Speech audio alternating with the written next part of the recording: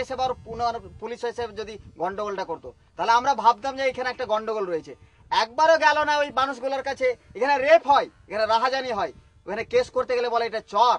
আরে চরে আপনি আসলেন না, আর ওখানে বলছেন যে আপনার ওই ঝাড়খণ্ড। আমার জমি যদি পড়ে যায়, ওই জমিটা যদি জেগে উঠে, আমি গেলাম না আর ঝাড়খণ্ড সরকার চলে আসবে, তাহলে আমার লাঠি নিয়ে দাঁড়ানো উচিত।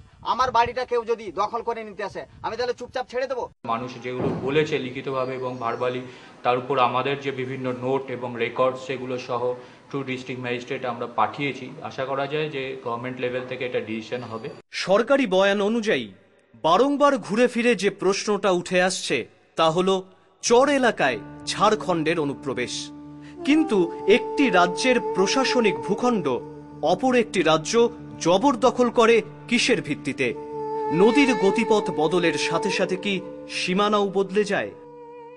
সেখানে একটা অদ্ভুত আমাদের ধারণা আছে যে নদী ভিত্তিক সীমানা, এমন ভাব করা হয় যেন যে নদীটাই সীমানা। তা কিন্তু নয়, নদী সরে গেলে কিন্তু সীমানাটা সেখান দিয়ে যাবে।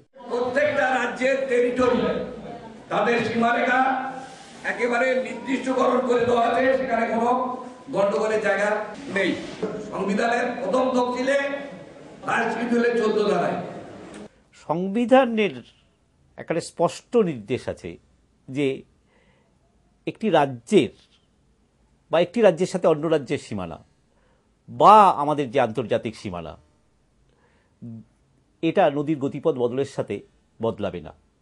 তাহলে মুর্শিদাবাদে যে ভারত বাংলাদেশ সীমান্ত, সেটাও নদীর গতিপথের সাথে বদলে যেত। যদি মালদা টাউন খেয়ে চলে যায় তাহলে ওটা কি ঝাড়খণ্ড হবে না? এর ম্যাপ, রেকর্ড, সেটেলমেন্ট, দুই পক্ষের সার্ভে অফিসারদের সই করা ট্রাভার্স ম্যাপ সব আমার কাছে। সুপ্রিম কোর্ট পর্যন্ত আমরা প্রমাণ করে দিতে পারবো এই জমি আমাদের। ওপারে যে জমিটা চর হয়ে উঠেছে সেটা সুনিশ্চিতভাবেই সংবিধান অনুসারে সেটা নির্দিষ্ট এবং পশ্চিমবঙ্গের সীমানা। দুটো রাজ্যের মধ্যেকার যে সংঘাত তৈরি হচ্ছে, সমস্যা তৈরি হচ্ছে, তর্ক বিতর্ক, এই মানুষগুলো সবচেয়ে বেশি সমস্যা হচ্ছে, যারা এইটার জন্য দায়ী নয়। করেছি যে আমি শৈলেন্দা এবং আরো কয়েকজনকে নিয়ে ঝাড়খণ্ডের যিনি এখন ভূমিমন্ত্রী আছে, কারণ ওখানে একজন সেক্রেটারি আছে, তাকে ভুললে ভাইবে যদি একটা ঠিক করে নেওয়া যায় যে আমাদের দিক থেকে আমরা সার্ভে করে বেশ খানিকটা যাবো, তাহলে প্রথমে দখল কায়েম করো, প্রথমে বসো, তারপর শো, বাকিটা লড়াই করতাম। সুপারি সে দরকারে হাজার হাজার লাখ লাখ লোক যদি নিয়ে যেতে হয়, যদি মারপিটও করতে হয়, তাও আমি রাজি। কিন্তু তারপর কতটা এগিয়েছে সরকার? প্রায় 4 মাসের মাথায় জানা যায় মালদা জেলা প্রশাসন ঝাড়খণ্ডের দখলীকৃত এলাকার মানচিত্র তৈরির উদ্যোগ নিয়েছে। জেলা প্রশাসন স্বীকার করে নেয় 48টি মৌজার প্রায় 110 বর্গ কিলোমিটার এলাকা এখন ঝাড়খণ্ডের দখলে।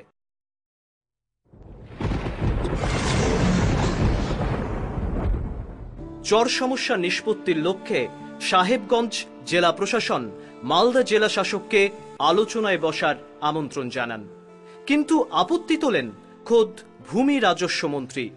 এক্ষেত্রে তিনি কেন্দ্রীয় সরকারের হস্তক্ষেপ দাবি করেন এবং মাস পলিটিক্যাল কনভেনশন ডাকার প্রস্তাব দেন। কিন্তু এই কনভেনশনের প্রস্তাবই বা কতটা বাস্তবায়িত হয়েছে? ডান বাম কোনো দলই এই পর্যন্ত অন্তত ওই বাস্তুচ্যুত মানুষগুলোর নাগরিক অধিকার নিয়ে, তাদের নাগরিকত্বের স্বীকৃতির বিষয়ে খুব বেশি সোচ্চার হয়নি। সংবাদপত্রের রিপোর্ট অনুযায়ী যে উদ্যোগী জেলা শাসককে আমরা দেখেছিলাম, তার মুখোমুখি হতেই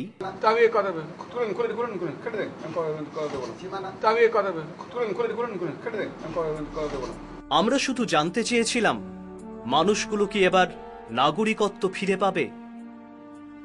2001-এর সেন্সাস রিপোর্টে কিন্তু এই মানুষগুলোকে এ রাজ্যের বাসিন্দা হিসেবেই দেখানো হয়েছে, তবুও দেওয়া হয়নি নাগরিক মর্যাদা।